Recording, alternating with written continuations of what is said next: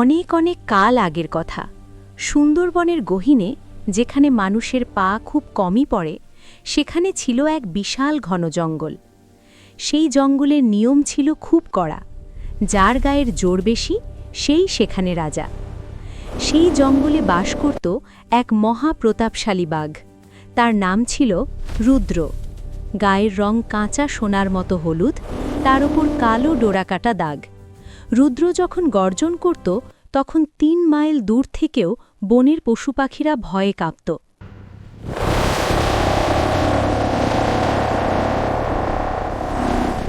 রুদ্রের খুব অহংকার ছিল। সে মনে করত এই জঙ্গলে তার চেয়ে শক্তিশালী আর কেউ নেই। তার নখ আর দাঁতের ধারই হল আসল শক্তি। একই জঙ্গলে বাস করত এক বিশাল হাতি, যার নাম ছিল গজরাজ। গজরাজ ছিল বয়স্ক, ধীর স্থির এবং অত্যন্ত জ্ঞানী। তার শরীরটা ছিল পাহাড়ের মতো বিশাল, আর সুরটা ছিল মোটা গাছের গুণির মতো শক্তিশালী। কিন্তু গজরাজ ছিল খুব শান্ত স্বভাবের। সে কখনো অকারণে কারো সাথে বিবাদে জড়াত না। ছোট ছোট প্রাণীদের সে খুব স্নেহ করত। রুদ্রবাঘ গজরাজকে একদম পছন্দ করত না। তার মনে হতো হাতিটা শুধুই বিশাল শরীর নিয়ে ঘুরে বেড়ায়। তার কোনো কাজের যোগ্যতা নেই। শিকার ধরে না, মাংস খায় না, শুধু লতাপাতা চিবিয়ে দিন কাটায়। একদিন ভরদুপুরে নদীর ধারে পানি খেতে এসেছিল রুদ্র। সেখানে আগে থেকেই গজরাজ তার দলবল নিয়ে গোসল করছিল। রুদ্রকে দেখে অন্য হাতিরা সরে গেলেও গজরাজ আপন মনে সুর দিয়ে পিঠে পানি ছিটাচ্ছিল। রুদ্র রেগে গিয়ে বলল, এই যে মস্ত পাহাড়, দেখতে পাচ্ছ না আমি এসেছি? বনের রাজা পানি খাবে, আর তুমি পানি ঘোলা করছো। গজরাজ শান্ত গলায় বলল, ভাই রুদ্র, নদী তো সবার। আমি আমার এক পাশে গোসল করছি, তুমি অন্য পাশে পানি খাও। পানি তো অফুরন্ত।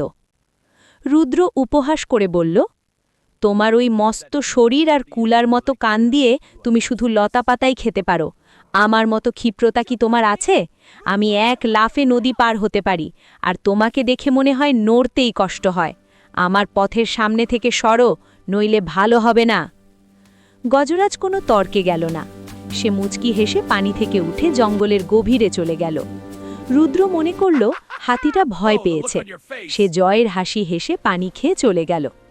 দিনগুলো এভাবেই কাটছিল, কিন্তু প্রকৃতির নিয়ম বড়ই বিচিত্র। সে কারও অহংকার বেশিক্ষণ টিকিয়ে রাখে না। বৈশাখ মাস। হঠাৎ করেই একদিন দুপুরের পর আকাশ কালো মেঘে ঢেকে গেল। বাতাসের শো শো শব্দে মনে হলো যেন কোনো রাক্ষস জেগে উঠেছে। শুরু হলো কাল বৈশাখী ঝড়। এমন ঝড় গত 50 বছরেও জঙ্গল দেখেনি। বড় বড় গাছ দেশলাই কাঠির মতো ভেঙে পড়তে লাগল। পশু পাখিরা যেই যার মতো নিরাপদ আশ্রয়ের খোঁজে ছুটতে শুরু করল। রুদ্রবাঘও তার গুহার দিকে দৌড়াচ্ছিল, কিন্তু বাতাসের তোড় এত বেশি ছিল যে তার চোখ মেলতে কষ্ট হচ্ছিল। হঠাৎ কর কর শব্দে বিশাল এক বটগাছ উপড়ে রুদ্রের ঠিক ওপরে ভেঙে পড়ল। রুদ্রের ভাগ্য ভালো ছিল যে গাছের মূল কাণ্ডটা তার শরীরে পড়েনি, কিন্তু গাছের বিশাল ও ভারী ডালপালা তাকে এমনভাবে চেপে ধরল যে সে আর নড়তে পারছিল না। তার পেছনের পা দুটো জালের মতো ডালপালার নিচে আটকে গেল। রুদ্র সর্বশক্তি দিয়ে চেষ্টা করল বের হওয়ার। সে গর্জন করল, থাবা মারল, কিন্তু 100 বছরের পুরনো গাছের ওজন সরানো তার পক্ষে অসম্ভব ছিল। বৃষ্টির তোড় বাড়ছিল, আর জঙ্গলের নিচু জমি হওয়ায় সেখানে পানি জমতে শুরু করল। রুদ্র বুঝতে পারল কেউ যদি তাকে না বাঁচায় তবে আজ তার মৃত্যু নিশ্চিত, হয় গাছের চাপে নয়তো পানিতে ডুবে। সে সাহায্যের জন্য চিৎকার করতে লাগল, কিন্তু ঝড়ের এই তাণ্ডবে কে কার খোঁজ রাখে? হরিণ, বানর, শেয়াল সবাই নিজের প্রাণ বাঁচাতে ব্যস্ত। তাছাড়া রুদ্রের যা স্বভাব, ভয়ে কেউ তার কাছে ঘেঁষতে চাইত না। সময় গড়িয়ে সন্ধ্যা হতে চলল। পানি রুদ্রের নাক পর্যন্ত উঠে এসেছে। সে বাঁচার আশা ছেড়ে দিয়ে চোখ বন্ধ করল। তার মনে পড়ল নিজের অহংকারের কথা। আজ তার সেই ধারালো নখ আর দাঁত কোনো কাজেই আসছে না।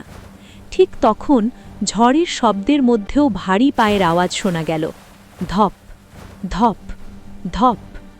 রুদ্র চোখ মেলে দেখল ঝড়ের মধ্যে পাহাড়ের মতো দাঁড়িয়ে আছে গজরাজ। রুদ্র লজ্জিত আর দুর্বল গলায় বলল, গজরাজ, আমাকে বাঁচাও, আমি মারা যাচ্ছি। গজরাজ পরিস্থিতিটা দ্রুত বুঝে নিল। সে বলল, ভয় পেও না রুদ্র, সাহস হারিও না।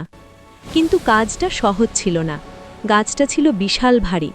গজরাজ প্রথমে তার সুর দিয়ে গাছটাকে নাড়ানোর চেষ্টা করল, কিন্তু গাছ নড়ল না।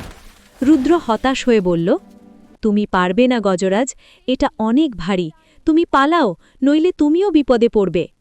গজরাজ হাসল। সে বলল, শক্তি শুধু নখে থাকে না রুদ্র, শক্তি থাকে ইচ্ছা শক্তিতে আর ঐক্যে। গজরাজ এবার তার সামনের 2 পা হাঁটু গেড়ে মাটিতে গেঁথে দিল। তারপর তার বিশাল সুর দিয়ে গাছের মোটা ডালটা পেঁচিয়ে ধরল। সে তার সমস্ত গায়ের শক্তি দিয়ে টান দিল। তার পেশিগুলো ফুলে উঠল। ঝড়ের গর্জনের চেয়েও জোরে চিৎকার করে উঠল গজরাজ। মর মর শব্দে গাছটা নড়ে উঠল। গজরাজ আরেকবার হ্যাচকা টান দিল। গাছটা রুদ্রের শরীর থেকে কিছুটা উপরে উঠে গেল। গজরাজ চিৎকার করে বলল, বেরিয়ে এসো রুদ্র, জলদি! রুদ্র তার সবটুকু শক্তি দিয়ে নিজেকে টেনে বের করে আনল। সে বের হওয়া মাত্রই গজরাজ গাছটা ছেড়ে দিল। বিকট শব্দে গাছটা আবার মাটিতে আছড়ে পড়ল। রুদ্র হাঁপাতে হাঁপাতে মাটির ওপর লুটিয়ে পড়ল।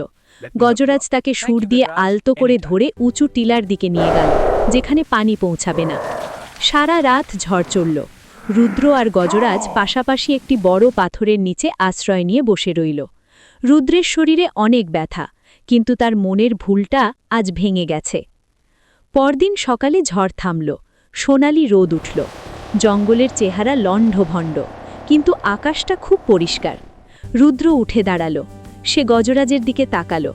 যে হাতিটাকে সে তুচ্ছ তাচ্ছিল্য করেছিল, যাকে সে অলস আর দুর্বল ভেবেছিল, সেই আজ তাকে নিশ্চিত মৃত্যুর হাত থেকে বাঁচিয়েছে।